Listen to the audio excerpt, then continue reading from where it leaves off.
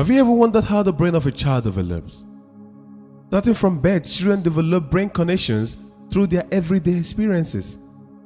They are built through positive interactions with their parents and caregivers, and by their senses to interact with the world. What is the most important age in a man's life, or what is the most important age in one's life? The 10 years from 18 to 28 comprises the most sensitive and vital decade in a person's life. Decisions made during this period shapes a person's future, and mistakes made then have long-lasting consequences. In your days as a child, did you really develop healthily? What were experiences that you had that transformed into your character? This is the reason many of us are broke. Our fathers were drunk, and probably they always come back in the night being soaked with alcohol, and little things our parents say, our mothers say, infuriated them, and they end up beating our beautiful mother. And as a child, the idea you're watching all these things confused. Your brain wasn't able to interpret what is happening or what was happening at that point. And you think that nothing is happening. No, this child is becoming a man. And he cannot really know or define why he beats his wife on a regular basis. It doesn't matter how you grow up. But let me tell you something. What you see translate into what you think, and no matter what you do or wherever you go, you understand that you grow with it. Being a child does not really mean that your brain is not being retentive, or the information you're sending will not follow you into adulthood. Now let me give you a pure example. You see a rich man, very wealthy. The child or the son of the man will be celebrating his or her birthday. And you see the rich man, the child may be at the age of 5, and you see at the wealthy family, we get a Ferrari car for a child of 5 years. And the child will be celebrating. Is it that the child will drive the Ferrari at the age of 5? No! But there's something that they are doing to the mind of that child at that age. Because they understand that what a child sees can go into the future. And this is the reason why many of us now suffer. When you are growing up, everything you see around you was poverty. From the point your mom always eats garri from morning till night, and nothing is changed. And now you growing up into adulthood, you find out that there's a lot of things that you are fighting against that you don't really know. It's not that you're not intelligent. It's not that you're not smart. It's not that you're not wise. And let me come to think about it. Many of these children of the rich are actually wayward in character, but yet they are still wealthy. What is their secret? If you listen to me tonight, your mindset will forever change. I don't know what has been of a stronghold to you, to your family, to your finances, to your education, to your career. But I guarantee you one thing tonight. If you listen carefully, diligently, and follow these rules I'm about to share with you tonight, a lot of things will change in your life for good. Be careful what you see. The eyes is the lamp of the body. Matthew 6:22. The eyes is the lamp of the body. So if your eyes is healthy, your whole body will be full of light. If your eyes is healthy, your whole body will be full of light. Poverty is transferred at tender age. Please, parents and caregivers, no matter how hard your life may be, never create a poor picture to your child. Poverty is transferred from what they see. Haven't you seen people who are smart, intelligent, good morals, and fear of the Lord, yet they beg for bread? Why? Because their eyes wasn't healthy. If your eyes is healthy, then your whole body will be full of light.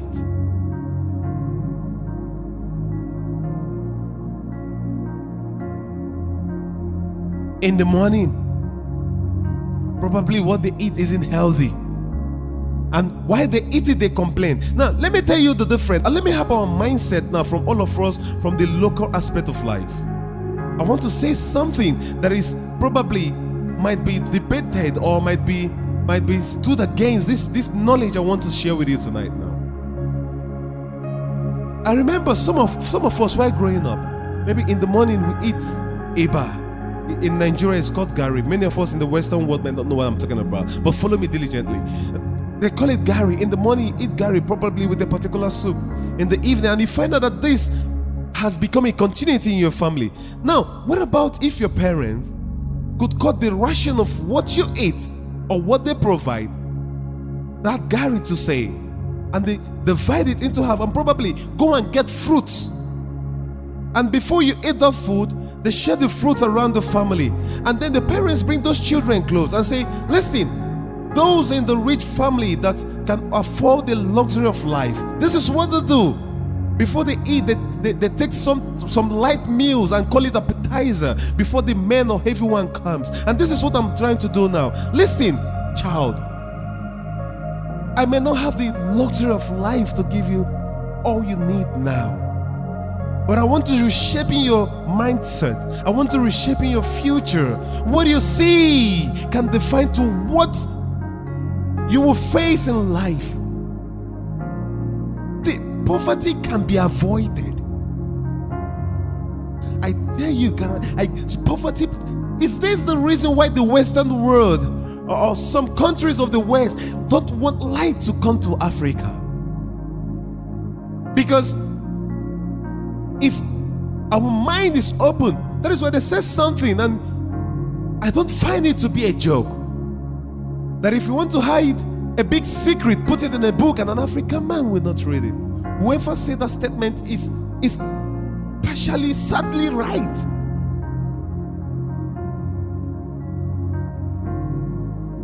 Listen, the mind is not just for reasoning alone. The mind is the engine room of a man. It attracts what it sees. So even in that poor facility, even in that poor environment, in that poor upbringing, see beyond, think beyond, and what you attract beyond. Let me tell you a story, a quick one. There is a man I know fully well. His name is Bro David. This man has been battered by life. He has tried all, and yet he keeps on failing. It's not that he wasn't intelligent. He shared this story with me. He says, "Sir Perfect, I've tried it all. Nothing was working in my life. I am smart. I'm even smarter than my boss. I can tell this. I've been with him. I know even far beyond what he knows in this job." What does he do then? He follows this truck, these heavy-duty trucks. And one day he got angry in his mind and the spirit. And the revelation dropped into his spirit, into his soul. And he took it and he woke up with it and he ran with it. What did he do? He started redefining what he saw. He started redefining his situation. He went to the internet. He got pictures of these Mack trucks. And he pasted it all around this world. That anytime he wakes up in the morning, he sees them. Anytime he goes out for work, he sees them. Whenever he comes back, he sees them. And sometimes when it's opportune and when he sees them, he looks at these beautiful trucks and says, "You will come with me. We come to me from country A. You will come from country B. You will come from country C." Do you know that he was doing this and he wasn't knowing what he was doing? But in a short time, those dreams transcend into the realm of the physical. And then in a short time, this man became transformed. Now he runs one of the biggest logistics company in Port Harcourt. See, the hardest currency, or let me say one of the hardest currency in this world, in this realm of the physical, is what you see. What you see attracts what comes around you. And we must know this. Pay attention to what I'm teaching you today and trust God for understanding. Then he added, pay attention to what you hear. The closer you listen, the more understanding you will be given. And you will receive even more. Some people will ask, why are some born with silver spoon? Or some people might want to raise up a debate against this teaching tonight. They will say, okay, some are born with a silver spoon, but along the line, they are not poor. What happened? Is it that the parents didn't give them the life they desire? No. Listen, there are two different things. It's different. It's another ballgame when someone is wayward. And it's another ballgame when someone is diligent. See the man who is diligent. If wealth must last in your lineage, if wealth must last in your family, you must understand first the law of sight. You can't possess what you've not seen. No, you can't. If you've not seen it, then you can't acquire it. And seeing goes way beyond our imaginations. It's something that goes way beyond our understanding. Seeing is something we can't properly define. But no matter what you see today, please be on the positive side of life. Proverbs 4:28. Be careful how you think. Your life is shaped by your thoughts. If men reject you, never dwell there. Stand up and move on. If men call you names and the negativities of life try to weigh you down, get up and move on. Do not dwell there. For wealth, for you to attract wealth, you must walk. And your ability to see diligently into the future is a gift. Listen, I don't want you to say no one is accepting me today. I don't know what you're facing. I don't know the situations that surround your life. I don't know how your parents brought you up. Poverty is a decision. Wealth is a decision. And listen, I'm not just talking about wealth, financial stability. I'm talking way beyond that. I'm talking about a sound and reasonable mind. As a child, what did you see? What did you feel? No, this backlog of poverty needs to stop in our lives. It will not be a bad thing if you are the one to liberate your family from perpetual poverty. No, it won't be a bad thing. No one celebrates a poor man. No. You are losing friends now. Have you asked yourself why? You think it's ordinary? No. Let me tell you something. Wealth attracts even the good, the bad, and the ugly. A wealthy man is a friend to all. But who is a poor man? Some of us don't have the mental prowess to understand these things. That is why I try to bring it down to you, so that you understand that what we neglect in life, there lies life. Generational poverty can be broken today. Self-inflicted poverty can be broken today. I don't care what you see. Tonight, I want you to redefine what you see. Life is systematic. Whatever they teach you, it's not by working. No, it's by seeing. Write the vision down. Make it plain. You can't write a vision when you don't have sight. What are you seeing? How are you seeing yourself in the next 5 years from now? How are you seeing yourself in the next 10 years from now? What you see redefines your future. Listen, the capital you need is not finance. I know many people will say, motivational speakers have come again. No!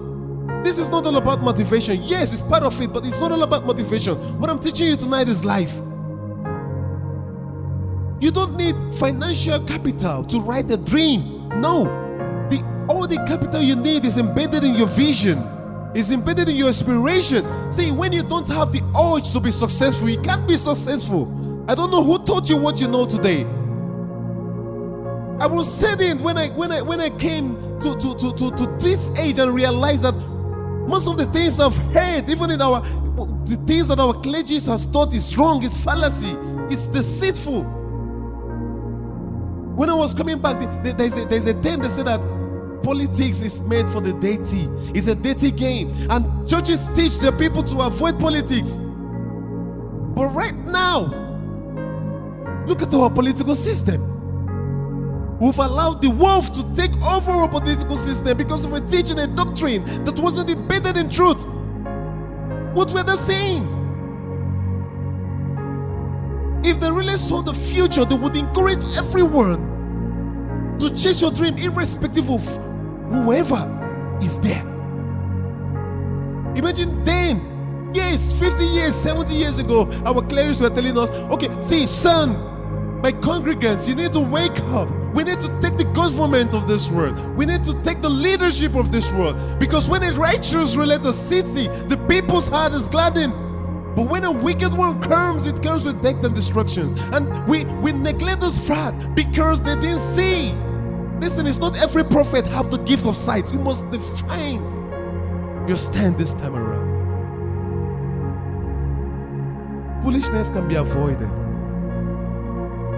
I don't know who I'm talking to today. But could it be that this is your problem? Could it be that this is the reason why you've not attained the greater height? Listen, the greatest thing or the most difficult thing on earth is focus. Is focus. The most difficult thing on earth is focus. When your focus is not aligned, you notice you must go back and forth. And this year, it's not a year to do that. Redefine your vision today. Redefine vision. The greatest tragedy of life, is blindness. When I see a cripple, I'm not moved. When I see a handicapped person, I'm not moved. But when I see a madman, I feel like crying.